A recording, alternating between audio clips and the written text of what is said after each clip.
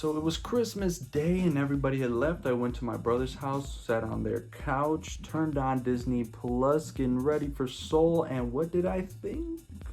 From the moment I wake up in the morning to the moment I fall asleep at night, I was born to play. It's my reason for living.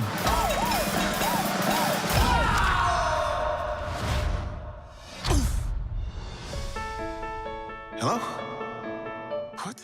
Soul, in case you didn't know, this is a film that came out. It's about a man named Joe, and he's an elementary school teacher who teaches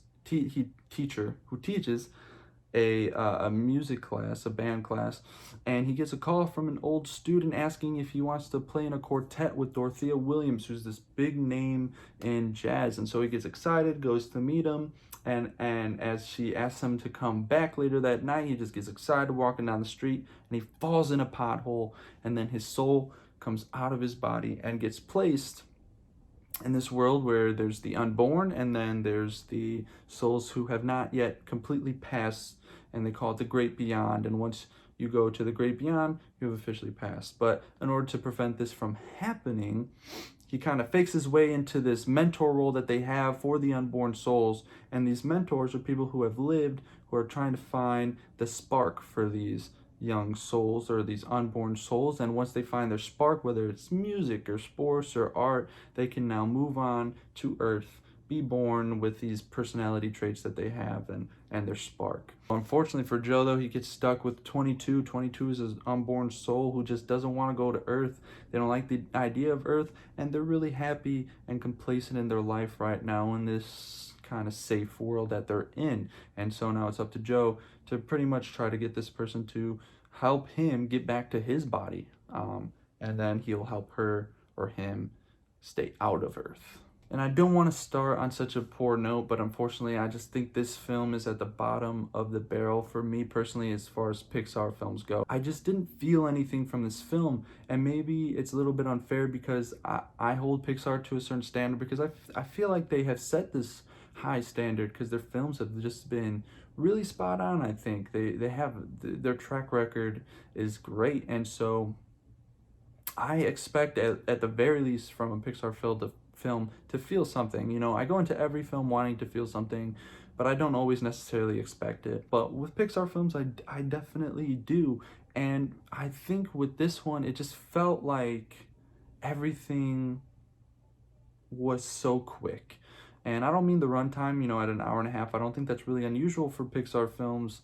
I just think it's the structure that they use, but how quickly they move from note to note. So in a Pixar film, you know, there's a certain structure. So, you know, you start out somewhere kind of meeting the protagonist or protagonists. It can be sad or normal, you know, just, you know, sad like Up, or just regular like a Toy Story or an Onward, or, you know, whatever else you want to think of.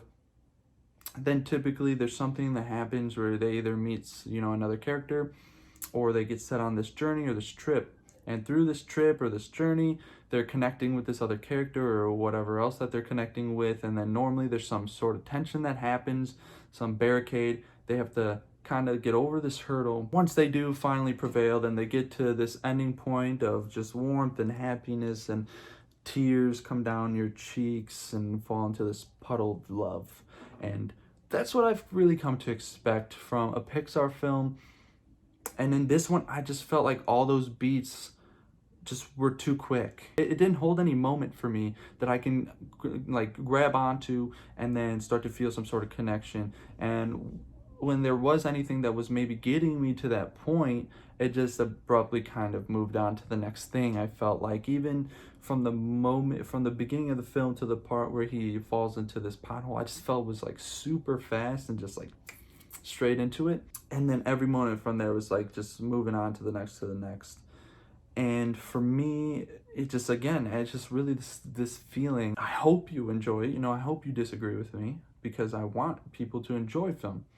And for me, just this one, nothing really, I don't think I'm going to remember this film or any moment from it. There's this part with this guy, this character Terry, that I thought was funny, because it would go from, you know, this kind of happy it would always go from this like happy kind of note to this very ominous tone when it would go to Terry, and Terry's trying to find his file because obviously Joe had made his way away from the rest of the souls, and so now the numbers are off, so he's trying to figure out where, you know, what went wrong. There's nothing in this film for me, unfortunately, that I can really recommend someone to go see, especially if I'm going to recommend a Pixar film.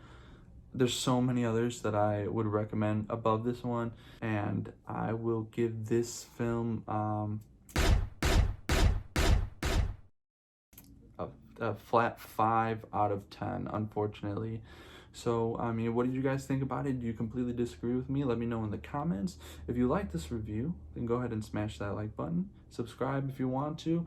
But other than that, I hope you guys have a happy new year. And if you were looking at, like, I'm wearing the same thing and I look the exact same as my Wonder Woman review, it's because I recorded both of these literally back to back.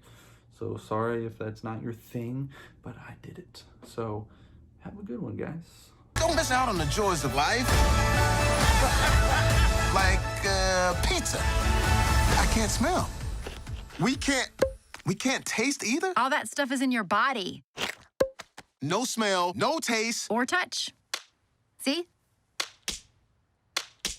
Okay, I get it. Disney and Pixar Soul.